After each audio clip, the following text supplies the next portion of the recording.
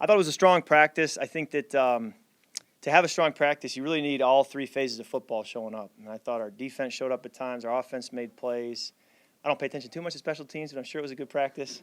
But players making plays, and that's what you want to see, and I think we had that. I think guys strained and worked and got better today, and there's always going to be a few plays you want back. So we just kind of keep taking steps. Right now it's that time of year where you just every day you go out looking for continuous improvement, and you know that there's not a true game lingering a day or two away like there is in the season, but you still feel that sense of urgency to get better and improve and get better as a group, building towards week one and beyond. So take any questions you have.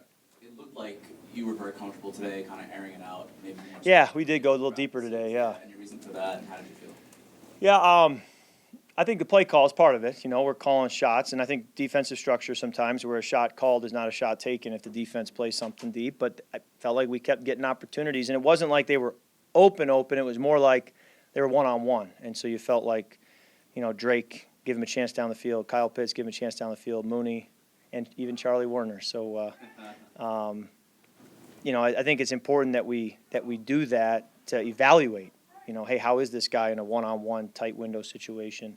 And I think I like the results today with the way the guys came down with the football. You hit Drake on a number of big plays where he kind of went up to the ball. Yeah. What are you seeing from him, and what are you liking about those situations with him?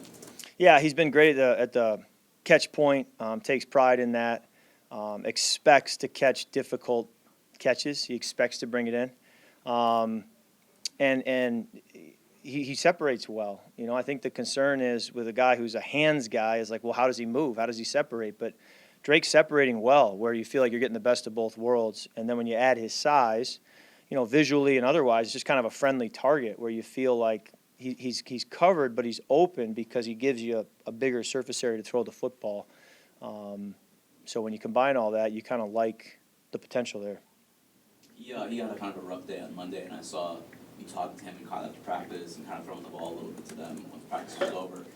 What did you say to him then, if you could tell us, and do you think some of that kind of carried over today because he played really well today? Yeah, I think, again, like there may have been one ball that he thought he should have caught on Monday that I felt like, yeah, but at the same time, it was bang, bang, and the guy punches it out. It's not, I don't really view it as a drop, but he was hard on himself. And in post-practice, we were just going over a specific look that we saw in Miami that we hadn't had time to review, and so I wanted to cover it with him. And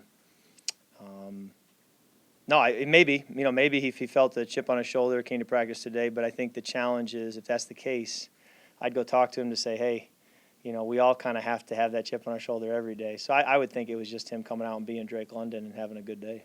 Kirk, you've been in this position a few times where you're learning a new offense, the new coach. Where do you say the team is right now as far as training camp at this point? Yeah, I ask that question myself like 17 times a day. Where are we? What are we not doing? What do I got to go cover that hasn't been covered? Unfortunately, it's hard to know. It's hard to really know until you play. I've heard some head coaches say they don't really know the team they have until week 4 or 5, and I can see why they say that. But where we are right now, I like our group. I think that the Miami practices were a good test for us. We have to keep bringing intensity every day, and you got to believe that if you do that, your coaches will have you ready. Do you feel like being here, being a vet, but being with a new team, new coach, learning everything, is it kind of refreshing for you specifically? I'm enjoying it. I think it starts with Raheem. He's a cheerful person. He doesn't carry the weight of the world on his shoulders, which a lot of head coaches do, understandably. But he comes to work. He enjoys being a coach. He enjoys being a head coach. He enjoys relating to people. As I walked off the field today, he gave me feedback with a smile on his face, and I think that infiltrates the whole building. I really like playing with, there's guys who are younger than me, obviously, but I really like the guys, right? So I'm 35, about to be 36. They're 23, 24, but I feel like we're buddies, and that's fun. I like them as people, and so I enjoy going to work with them. I think our offensive line is really humble and really hungry, and that's really fun to step in a huddle where you feel like these guys they just want to strain and work and do the best they can for their O-line coach, for me, for their teammates, and you just love that. And so there's a lot of reasons to come into work and really enjoy, who you work with and what you do. Do you like preseason games? Like Raheem was pretty honest, he says he doesn't like them. Do you like, you're not even playing in them, so, and then you don't get the team until later, Yeah. week 4 or 5. And do you think they're valuable, or? I do. I'd like to play. We've talked about this, right? We've been there. If I'm playing, yes, they're valuable, right? I'm going to get something out of it. I'm going to get a lot out of it. I think what's hard is, you get home at 4 a.m., and I think that's the hard part where you're like, ooh, this is tough, So I think that's the challenge, is the logistics of it all, but it's good work, and it's the real thing, and we can try as hard as we can to make practice feel like the real thing. It doesn't. It's different when it's a game, and so I think it has value, but there will always be this debate as long as guys are getting hurt, like what we had the other night. Kirk, when we were down in Miami, you talked about kind of keeping your instincts sharp, even if you're not going to be suiting up in these preseason games. Noticed you on some of the rollouts today. What are some of the instincts on those types of plays where you're extending kind of the pocket and you're moving yourself? Yeah, a couple bootlegs. Those probably feel pretty natural just because of the years of banked reps. And come on in, Letty. You're not gonna throw me off, although you just interrupted me. Yeah. You're good. I like that polo. That's kind of a subtle flex there. I've seen him with the Hall of Fame logo, but never with selector written underneath. So sounds like you're the guy we all players got to be nice to then.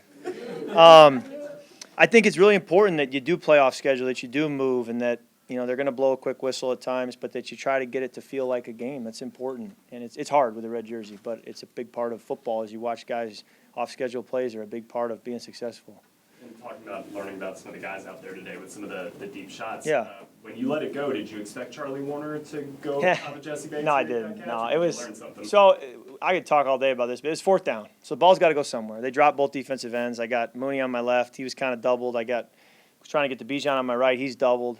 So I'm like, oh, boy. So now it's off schedule, right? But I think they may have only rushed 3. I'm not sure. I go back and watch the tapes. You got time. O-line held up. And then it's a question of, okay, do I run around or do I try to find somebody from the pocket? I saw Charlie one-on-one, and I thought it's 4th down, put it up. And I thought, as the ball's in the air, I'm going, Charlie Warner on Jesse Bates, odds aren't in our favor. And then next thing you know, it's a touchdown. So you never know. But I think when I go back and watch it, I'll think critically, should I have just run? Should I have taken off, left the pocket? And that's where even after a touchdown, you don't really watch the film, patting yourself on the back. You more watch the film saying, yeah, but what's the most sustainable way to convert a 4th down in that situation moving forward when both of my primaries are covered? Is it run? Is it go somewhere else? What is it? And I think those are the conversations you have in the meeting room this afternoon, rather than just saying, "Oh, look at Charlie, what a great catch," So you're evaluating the decision. Oh yeah, Oh yeah, process over results all day. Process over results all day. Did you watch that one on the video board? I did. I think I was watching to see if he was in bounds, because I thought he was out of bounds, but he was in bounds. But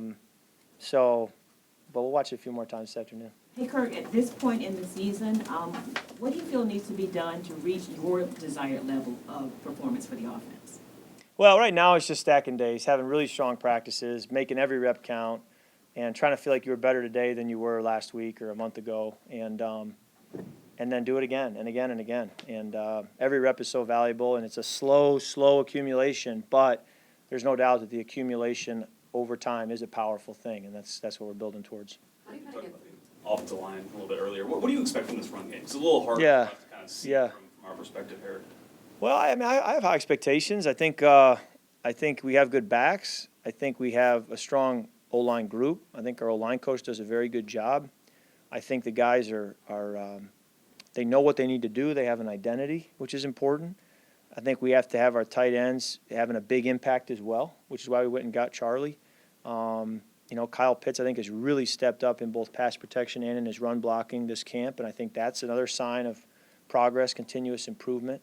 So all those pieces have to fit together, and if one of them is out, including me, I got to get us in the right run plays and out of the wrong ones. And as long as we're all working together, I think I have high expectations. But if one of those things is off, it can ruin the whole deal. So that's why you feel that razor's edge every day when you come out. So can you talk about a little bit to what you were saying, the kind of adjustments that you're making offensively to continue building that chemistry to kind of fit the strengths and weaknesses of the players, the position players? Yeah, I think you just want to make sure you're covering all your bases. And so you get through a week and you say, hey, have we tried this? Have we done this? Is there something I'm missing? Our hand signals, our snap counts. Is there anything I'm not covering that's going to show up in the season that we need to go back and look at? And so you're trying to hit every phase of offense and all the different, issues that could arise and cover it now so that when you get to the regular season, it feels like we've talked about this, it's familiar, and we're ready to go. I know we've been talking about you going over to your receivers and talking them through things that you would have liked to see differently or whatever. When it comes to them asking you questions, how much do you see a desire for them to learn? Yeah, really strong desire. Mooney's locker is next to me, so we have conversations all day long. Drake, much the same way. Kyle Pitts, much the same way. You know, I really enjoy having discussions with them. And many times just telling them how awesome they are, you know, going over and saying, hey, you killed him on that route. That was really good. Or, hey, nice catch, man. That was awesome, one-handed catch. So, you know, giving them praise when it's due, and it is a lot of the time. And then just making sure that in difficult looks you say, you know, hey, this is what you were thinking, but this is what I was thinking. Let's talk about what's the best option. Going back to the Charlie Warner catch for a second, do you remember the first thing that you thought as soon as he grabbed that ball? This is a funny game. You know, I think you can scheme it up. You can have all these plans. You can, you know, think there's no chance, and then next thing you know, you're blocking tight end. Moss is your one of your best players on your team. But I joked with the guys. I said, hey, when Jesse starts, and Jesse's not like this, but I said, if Jesse starts, you know, feeling himself a little bit in one-on-ones or something, I'm gonna say, hey, Jesse, don't make me send Charlie over there. You know, we all know what happened. So. We get to tour the facility later to see the upgrades, and I know you can't compare it to last season since you weren't here, but what's your favorite part about, you know, what they've done? Let me think about that. Love the calf.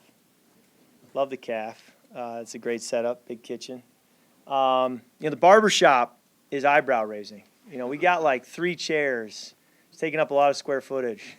So I said, you know, priorities here. Clearly, getting a haircut's a big deal here. The Falcons culture, you better be lined up because the amount of square footage that we have devoted to haircuts, I mean, this is you better come in clean. So. A lot of times the identity is talked about, identity either schematically or identity as how you play. Yeah. What's more important in your mind? Well, I kind of see him as one a little bit. I think identity is a big deal, that you know what you do well and that you can do it versus any look. And I think when you're just running plays and you don't really have an identity, but you just run plays, you really don't own it. And you really don't, when you get that tough look, you go, what am I doing here? So I think when teams, you know, have an identity, they know what they do well, they know how to do it versus every look, and they can take it to the bank. I think that's something you can really lean on in crunch time during the season. And I think when you create change, you have new players, new coaches, you got to reestablish that. You know, the identity just doesn't show up, and so that's part of our challenge. Is I think we're still figuring out what is our identity and what does it look like, and it takes some of the season to get there, but. The good teams, I think, have one, and we've got to get one here, you know, soon as we get into the season. At this point of training camp, how do you kind of get over how do you deal with the repetitiveness of it, where you don't have Yeah. things that you're preparing for every week and things like that? Yeah, I think it's a good question. I think it's a question I've asked myself, you know, because I count high school two-a-days, so I've been in, you know, training camp for like 22 years, but, you know, I haven't had too many Augusts off, so, but I think you enjoy being in the present and just saying today is Wednesday, I think. I'm going to have the best Wednesday practice I can possibly have. And I'm going to forget about what Tuesday was. I don't care what Thursday's about to be. Can I just go out and dominate and shred our defense on Wednesday? And, like, if you can keep that focus of just being in the present moment, that's the best way to go about it. And you look up, and it's been 6 weeks, and the Steelers are here. And that's kind of how it goes. So one day at a time. And as I've said to the teammates many times, you know, I said, guys, the days in this league are long, the years are short. And you look up and it's year 13. So just keep stacking days. And speaking of the defense real quick, how impressed have you been with them in camp so far, and how do you see that impacting the offense's performance? Well, a lot of respect for our defense. I think the way they play some coverages, they do a really good job. There's some base coverages you say, I've played that coverage many, many times. Then you play our defense, you go, that's a little different. They do it, you know, to another level. So that's encouraging to see. And I think they're well coached. I think they're well led by the players. And I think we don't get enough chances to go against the ones right now. It's kind of ones versus twos, and then we have these few periods throughout the day or throughout the week where we get to compete against the ones. But when we do, those are real important periods for us. And I think it's really competitive when we do that, which is a good thing. Kirk, when we talk about the identities and kind of the time it takes to find it out there on the field, is there an added sense of urgency, Yeah. given how front-loaded the schedule is? Oh, no doubt. Division games to lock Yeah, in that? yeah. I mean, I've been on teams where, I've started, I think, 1-5, and you look up and it's like, oh no. And then we worked our way back, but it's too late. And so, there's definitely, you got to get the wind at your back, and you do that by winning early. And so that's partly why training camp, I think, is such an important deal, is we've got to hit the ground running when week 1 gets here.